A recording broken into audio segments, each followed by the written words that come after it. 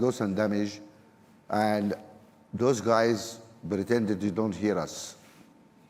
They don't want to accept any liability. And to my understanding, I think it's only Denmark which accepted. I mean, I am correct to say only Denmark accepted, and it was like a couple of millions, just some small, those guys refused to accept. Here is another proposal. Okay, you guys keep fighting the loss and damage. I don't believe those people will accept that discussion because they don't want to accept it. Here is another suggestion. Just look at what's happening now. On average, every American, man, woman, and child puts out 16 tons of carbon every year. Europe does 6.5. China does 6 to 7 tons per person every year. Here, we're putting nothing, very little. Some of us put half ton, some put 1 ton. South Africa is the only country in Africa which put something out which is like 6 or 7, like Europe, or because it's using a lot of coal. But that's an outlier situation. 53 countries were not putting anything. How about this argument? The world today puts out 37 trillion tons every year. And scientists say, no. You should be maximum at something 24 if you want to move towards net zero. If we accept that number, we are 8 billion people on the planet. And if we are all equal, and there is a question here, if our friends accept that we are all equal, but let's assume we are all equal, then every man, woman, child in the world is entitled to 3 tons. How about this assumption? We say, okay, 3 tons is the limit. You guys put out in Europe 6 or 7 tons per head. You need to pay into that trust the excess, 3.5 tons per person, multiplied by 450 million, multiply the price per ton, you put this money here.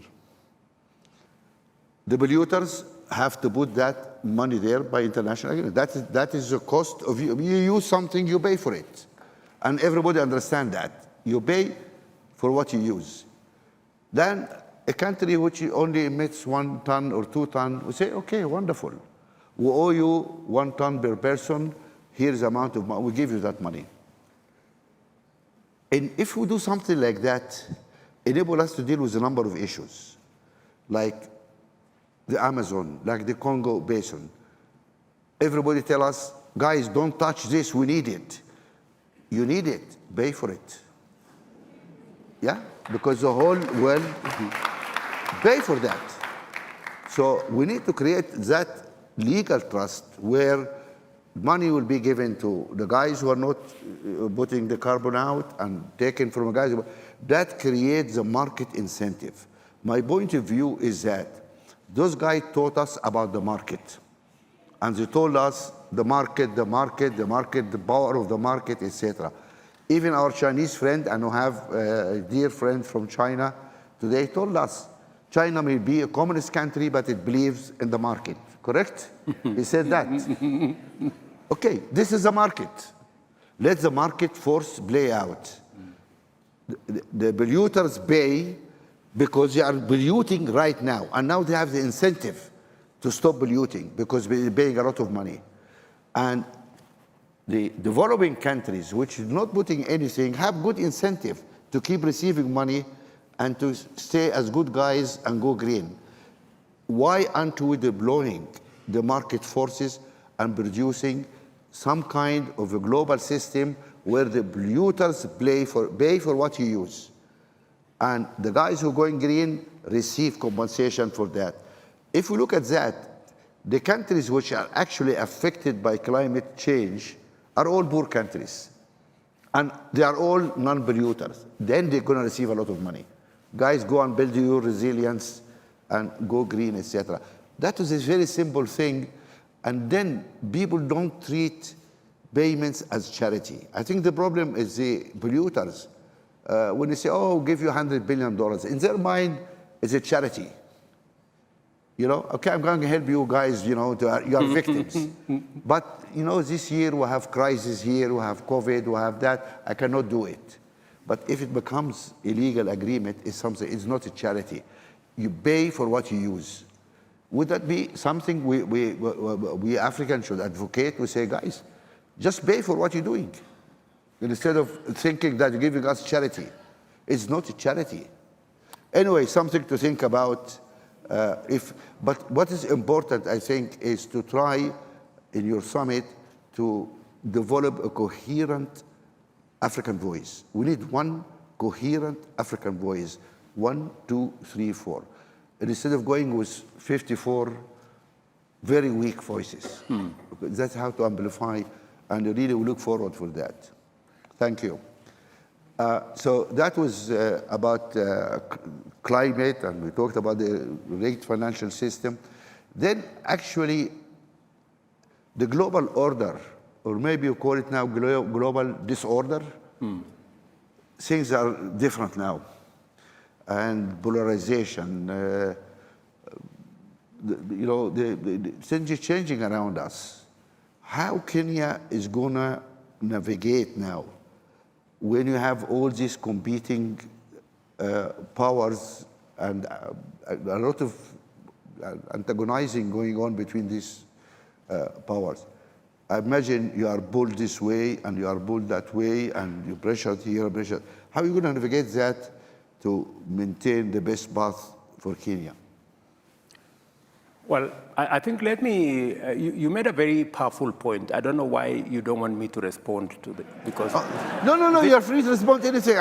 Did I stop him responding? I mean, you have the mic. Because you have made a very powerful point about emitters and what do we do about this whole space where we're having a conversation and it's not quite coming out, and it's looking like, as you put it, it's charity. We're trying to help those guys. They are victims.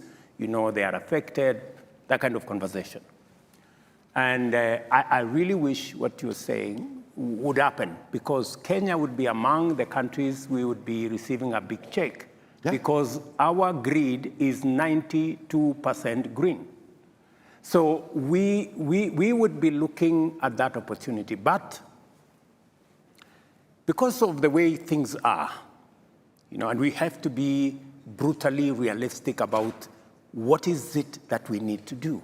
I think the first step, even before we go that far, is we need to do carbon pricing.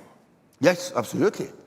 That's where we need to do. Yeah, and what I'm suggesting is carbon pricing. Yes, we need to do carbon pricing. It must be understood so that it is empirical, it is scientific, that this amount of carbon amounts to this. Yeah. Step 2, we need to work on carbon markets. That is all we're asking. We need to work on carbon markets. And these carbon markets must be worked on with integrity. Yeah. Today, we have carbon markets at 10%, at 10 US dollars. We have carbon markets at 200 US dollars, depending on who it is, on what you think it is, on, you know, it's a floating. The integrity of the certificates. The integrity of the certificates is not guaranteed. We need to agree, because we are in this together. Yeah. And I think that the sooner we all realize that this is not us versus them, this is us on one side and existential threat on the other side, then we will put our act together. Once we work on carbon pricing, once we ensure that there is the carbon credits have integrity, once we work on carbon markets, then we move to the next stage, and we must, countries, continents like ours that are sequestering a lot of carbon, there must be a consideration, you know? I was having a conversation with President Museveni. He's a good old man. And we were having a conversation about what do we do? Excuse me, you said good old man? I'm not trying to cause trouble, but I was having a conversation with him because he's my neighbor. I know. And I was in Uganda the other day. So we were having a conversation and he was telling me how he's working on making sure that he gets the oil out of the ground. He's working on a refinery. He's working on a pipeline. In the context of all this fossil fuel climate change debate. And I was asking him, how are we going to, to marry what we're doing, what climate change? And he was saying, up and until somebody tells him why he cannot use his fossil fuels, and who is going to compensate him for not using his carbon fuel, while others have used theirs and developed their industries, then he will continue until somebody convinces him otherwise. I understand. And I find that conversation, you cannot argue with him. Those who are telling us don't exploit have developed beyond measure because of exploiting. And then, all I'm trying to say more is we seriously must have this conversation. I have taken the decision in Kenya that we are not going to exploit. We have oil in Turkana. We have worked with tallow oil, but we have said we will not go that direction because we want. But when we say we are not going, when we forgo our resources, what do we get for it? There must be a candid conversation. So what happens? So that it is not a conversation of, you guys, you cannot do this. You have to keep the forest. You have to keep Lake Victoria. You have to invest in the environment. And we are doing all this so that what happens? This is the conversation more that we need to have. And hopefully we will get down to the bottom of it and we will get a balanced conversation so that we get the benefit of the carbon sequestration that is going on because we are not emitters and we are not contributing to the emission. And I couldn't agree with you more. The principle, even in Kenya, is that emitters pay. And that's how it should be. Absolutely. And I was smiling before because when he talked about the carbon market, because tomorrow we are launching an initiative here about the African carbon markets, and it's going to be led by two very competent people. Dimolola, is she here, Dimolola? Where is she? She gone to sleep. And also we brought the man who designed the European carbon market. Okay. And we launching because we need to find a way to really produce acceptable qualification for our certificates because it is very low priced. And why we pay so much for sequestering so much carbon here, but you pay double, triple amount if you do it somewhere else. It's the same stuff, but it's the issue of the companies who produce these certificates to actually bring them on board also to see how we can improve that. But that's also one step in that direction. I have some small ideas. Would you allow me to speak to them maybe? Absolutely, they are at disposal. Okay. Yeah. I would really value. Natalie, where is Natalie? No, we act straight away. I mean, Natalie, where is Natalie? She's not gone to sleep also. I mean, what wrong with those people? She was here. Right. Can we just arrange for really communication? Amina, you're taking that into account. But I think the valid point here is a very interesting point here is how to produce a coherent African voice. This is our problem. Our voice is very faint, as not there. In the Glasgow COP, 37 countries or institutions, or 39, decided, oh, we're not going to fund African gas. We're not fund. And following that, we were in a meeting in the Africa Summit. I don't know, were you elected as standing on the Africa Summit in Brussels? The last Europe-Africa Summit. And we had this conversation with our European friends. And Chancellor of Germany was sitting there. And I asked him, I said, I found it very strange. You are wallowing in Russian gas. Half of African gas exported to Europe, actually. 50% of